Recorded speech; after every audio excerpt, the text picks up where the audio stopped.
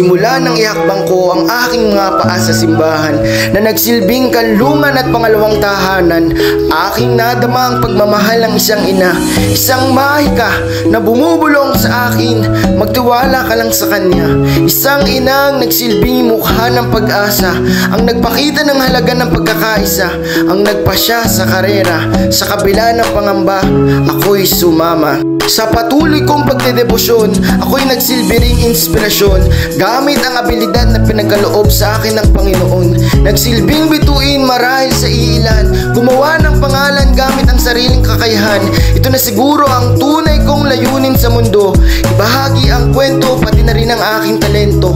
Umawit ng pamimintuho na may galak sa puso, maging kuya sa mga kapwa-kabataan, maging tagapaghatid ng kasayahan, maging liwanag sa kadiliman, maging sandigan, magbabahagi ng walang kapalit na hinihintay. Sinubok man ako ng panahon at mga hamon ng bawat pagkakataon, hindi ako binigo ng Panginoon. Ito marahil ang mahika ng pagpasya, ang pagsama ko sa Kanya, ang Kanyang gabay sa aking bawat paglalakbay, ang nagpatibay at nagbigay gulay sa mga likha at katha, guhit ng aking kamay. Hindi man matapos-tapos ang pag-aalangan, may mga tanong man na bumubulong sa aking isipan.